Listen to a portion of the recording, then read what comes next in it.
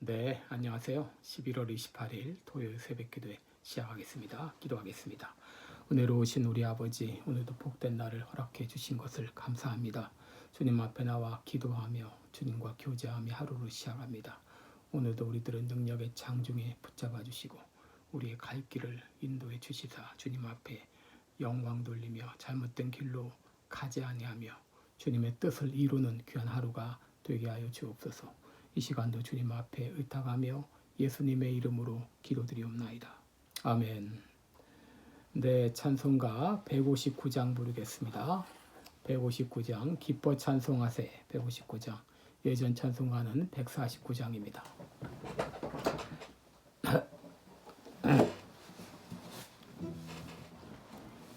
159장입니다.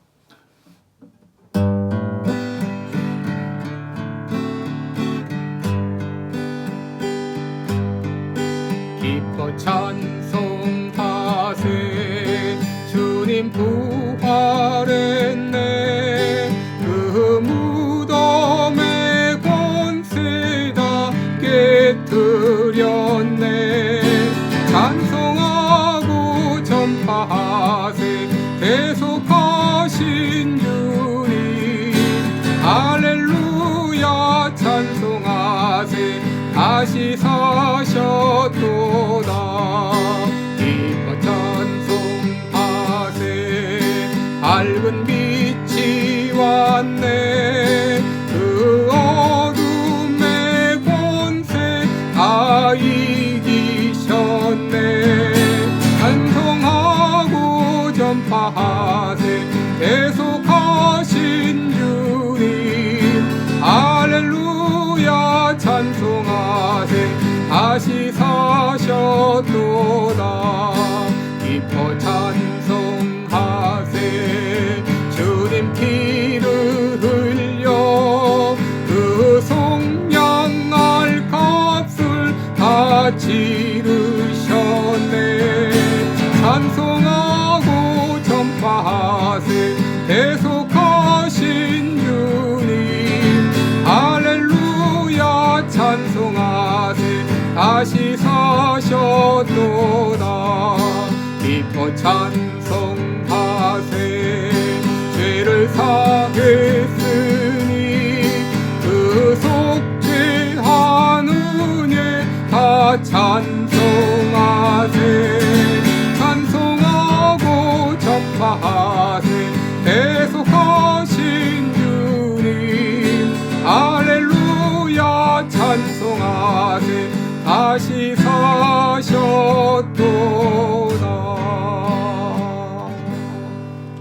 아멘. 네, 우리 오늘은 빌립보서 3장 20절 21절을 보겠습니다. 빌립보서 3장 20절과 21절입니다. 신약성경 322쪽 빌립보서 3장 20절 21절. 오직 우리의 시민권은 하늘에 있는지라. 거기로서 구원하는 자 곧 주 예수 그리스도를 기다리더니 그가 만물을 자기에게 복종케 하실 수 있는 자의 역사로 우리의 낮은 몸을 자기 영광의 몸의 형체와 같이 변케 하시리라. 아멘. 다시 읽겠습니다. 오직 우리의 시민권은 하늘에 있는지라. 거기로서 구원하는 자 곧 주 예수 그리스도를 기다리더니 그가 만물을 자기에게 복종케 하실 수 있는 자의 역사로 우리의 낮은 몸을 자기 영광의 몸의 형체와 같이 변케 하시리라. 네, 오늘 이 귀한 말씀 계속 묵상하시면서 기도하는 하루가 되시기를 바랍니다. 오늘은 이제 사도신경의 구절 가운데 몸이 다시 사는 것과 이 구절을 같이 생각해 보겠습니다. 인간이 죽은 후에는 어떻게 되는가 이런 의문을 가질 때가 있습니다. 분명한 것은 내가 태어나기 이전에도 사람은 있었고 또 내가 죽은 이후에도 사람은 계속 존재할 것이라고 하는 것입니다. 그렇다면 사람이 죽으면 어떻게 되는가? 여기는 몇 가지 주장들이 있는데 첫째로 사람은 죽으면 그것으로 끝이다 생각하는 것입니다. 우리 많은 무신론자들이 이렇게 생각하고 있습니다. 사람이 이 땅에 온 것도 우연이고 죽으면 그것으로 끝이라고 하는 것이죠. 둘째는 윤회설입니다. 윤회라고 하는 것은 원래 윤회 생사의 줄임말이죠. 이것은 삶과 죽음이 계속 반복된다고 하는 것입니다. 불교의 주장인데요. 수레바퀴가 돌고 돌아 끝이 없이 반복되는 것처럼 사람의 영혼은 무시무종에서 끝없이 반복된다고 하는 것입니다. 불교에서 스카르마라는 용어를 쓰는데 이것은 우리말로 업보라는 말입니다. 불교에서는 나의 전생이 지금의 삶이 전생의 업보에 따라서 운명이 결정되고 이런 이 삶과 죽음이 반복된다고 말합니다. 셋째는 영혼 불면설이랍니다. 영혼 불면설은 영혼은 없어지지 않는다. 이것은 이런데 고대 페르시아에 이런 사상이 있었습니다. 그렇다면 우리 사후 세계에 대한 기독교 입장은 어떤가? 여러분, 기독교에서도 영혼 불멸을 믿습니다. 그런데 이 기독교는 영혼 불멸을 믿을 뿐 아니라 우리는 몸의 부활을 믿습니다. 죽음이라고 하는 것은 영과 육의 분리인데 성경은 사람이 죽으면 육신과 영혼이 분리되어서 악인의 영혼은 음부로 그리고 의인의 영혼은 낙원으로 가게 된다. 그렇게 말하고 있습니다. 누가복음 16장에 부자와 거지 나사로의 그 이야기를 보면 부자는 하나님을 믿지 않고 죽어 그의 영혼은 음부에 갔지만 거지 나사로의 영혼은 아브라함의 품에 갔다. 그렇게 말하고 있습니다. 그리고 더 나아가서 기독교에서는 분리되었던 영과 육이 다시 결합되어진다. 그렇게 믿고 있습니다. 하이델베르그 교리문답 제57문을 보게 되면 몸의 부활은 당신에게 어떤 위로를 주는가? 이런 질문이 있습니다. 여기에 대한 대답은 내 생애가 끝날 때 내 영혼이 머리 되신 그리스도 앞에 서게 될 뿐 아니라 나의 몸이 그리스도의 능력으로 부활하여 다시 내 영혼과 결합되어 그리스도의 영광스러운 몸과 같이 변화될 것이다 라고 대답하고 있습니다. 여러분, 이 대답은 몸의 부활에 대해서 두 가지를 말해주고 있는데 첫째로 몸의 부활은 이 썩었던 몸이 다시 회복되어 영혼과 결합된다고 하는 것입니다.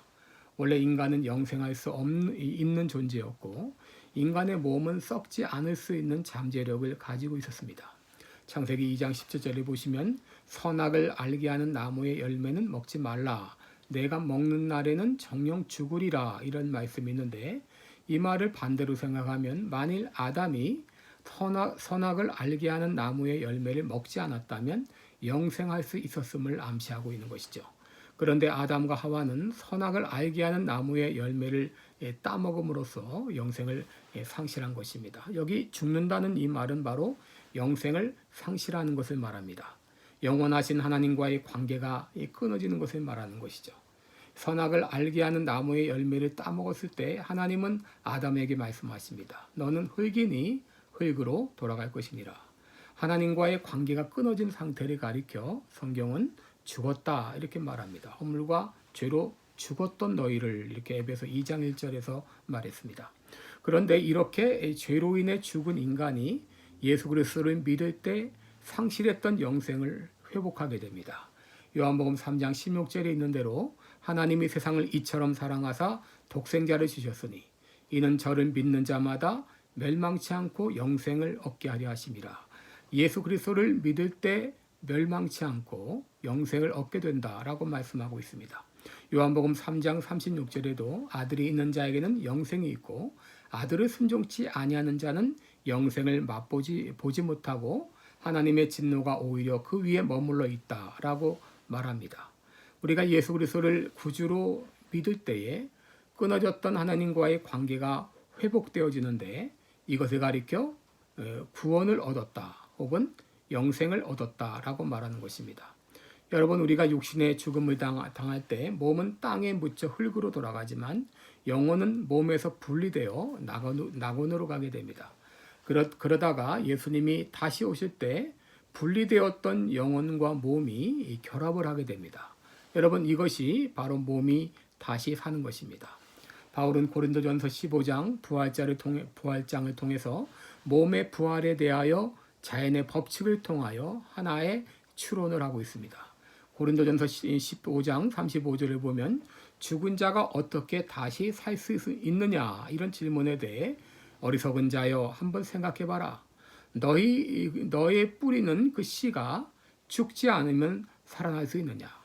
또 너의 뿌리는 것은 장래 형체를 뿌리는 것이 아니요 다만 밀이나 다른 알갱이 뿐이지만 하나님이 그 뜻대로 형체를 주시되 각 종자에게 그 형체를 주시는 것이 아닌가라고 반문하고 있습니다.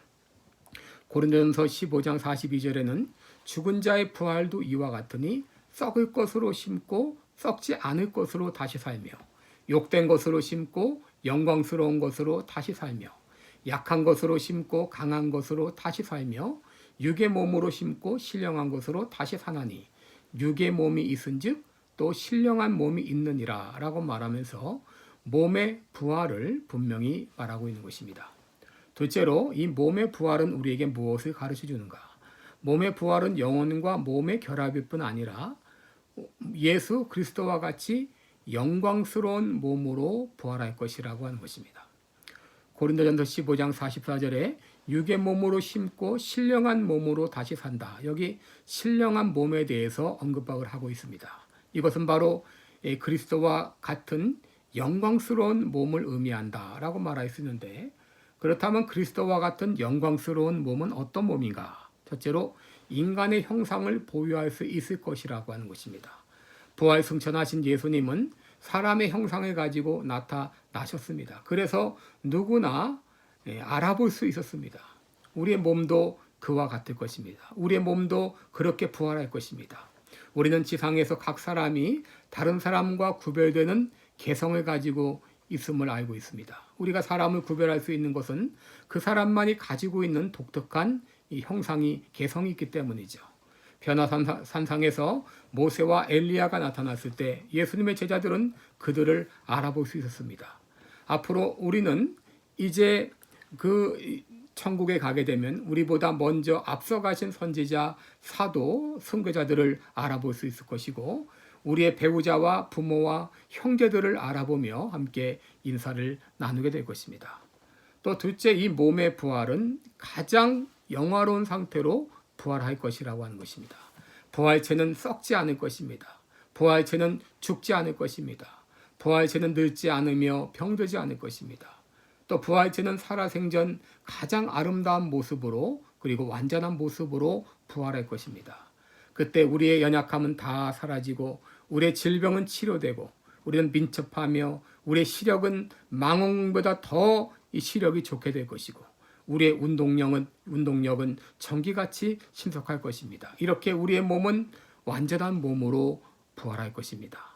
빌립보서 3장 21절에 보면 그가 만물을 자기에게 복종케 하실 수 있는 자의 역사로 우리의 낮은 몸을 자기의 영광의 몸의 형체와 같이 변케 하시리라 라고 했습니다. 요한에서 3장 2절에는 그가 나타나심이 되면 우리가 예수님과 같이 된다라고 했습니다. 여러분, 이 사실을 믿을 때 이 땅의 것이 아닌 저 영원한 세계를 바라보며 살게 되는 것입니다.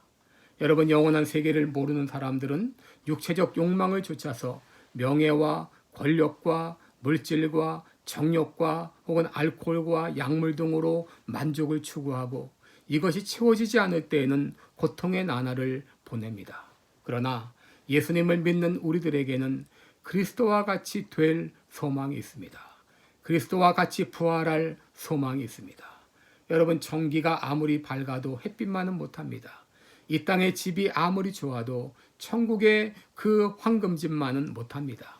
이 땅의 것이 아무리 좋아도 천국과는 비교할 수 없습니다. 이 영원한 세계를 믿을 때에 우리는 이 땅에서도 천국의 가치관을 가지고 예수님을 닮아가는 그런 삶을 살게 되는 것입니다. 바울은 고백하기를 우리의 시민권은 하늘에 있는지라 거기로서 구원하는 자 곧 주 예수 그리스도를 기다리노니 라고 말했습니다. 사도 바울은 이 땅에 발을 딛고 살아갔지만 그의 마음은 늘 하늘을 향해 있었습니다. 자기의 낮은 몸을 영광스러운 형체로 변화시켜 주실 그날을 바라보며 살았습니다. 예수님 다시 오실 그날 우리의 낮은 몸은 영혼과 결합하여 영광스러운 이런 몸으로 변화될 것입니다. 기도하겠습니다. 은혜로우신 우리 하나님 아버지, 우리가 지금은 많은 육신의 제약을 가지고 살아갑니다. 질병을 안고 살아갑니다. 또 약함을 안고 살아갑니다. 여러 가지 불완전한 요소를 가지고 이 땅에서 많은 제한을 받고 살아갑니다. 그러나 이것이 전부가 아니라 이제 우리가 구원받고 변화되어서 주님 다시 오실 그날 우리의 영과 우리의 몸이 결합되어 이젠 더 이상 고통도 질병도 또 죽음도 아픔도 없는 그 참 완전한 몸을 가지고 영생 복락을 누리게 될 것을 믿습니다. 이제 이 땅에 발을 딛고 사지만 그날을 바라보면서 영생의 소망을 가지고 살아가는 우리 모든 성도들이 되게 하여 주시옵소서. 감사드리며 예수님의 이름으로 기도드리옵나이다. 아멘. 네, 이제 각자 기도의 시간 가지시기 바랍니다.